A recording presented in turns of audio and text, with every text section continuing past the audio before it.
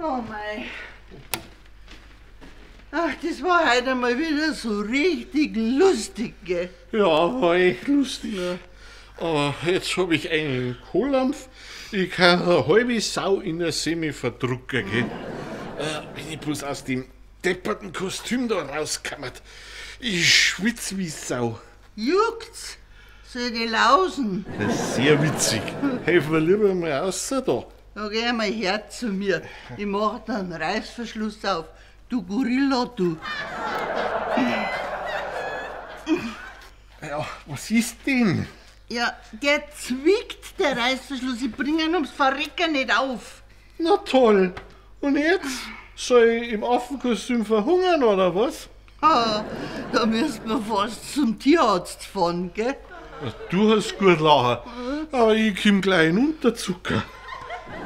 Warte mal, da hab ich eine Idee. Ah, holst du ein Werkzeug? Das soll ja helfen. Was? Dass ich da rauskomme oder was? Na, dass mein King Kong nicht verhungert. Weißt du was? Ich geh jetzt ins Bett. Ja, und ich? Du schlafst heute auf der Couch.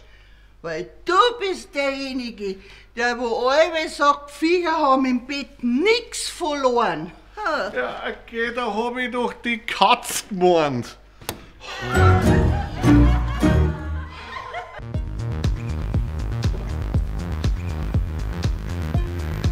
Und? Was machen wir jetzt mit zwei? Ich weiß nicht, lass dir halt was einfallen. Da hat's mir schon gefallen. Du mir auch. Ich darf jetzt eigentlich abpuzzeln, aber das sind nicht deine echten, oder? Nein. Meine echten sind Frauen.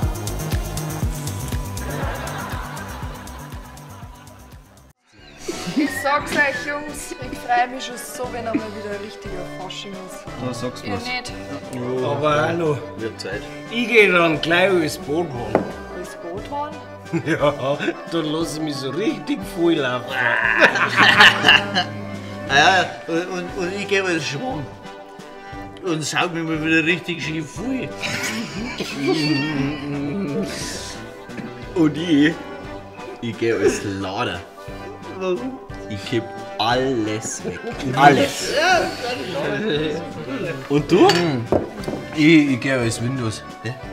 Ja, einfach mal wieder richtig schön abstürzen.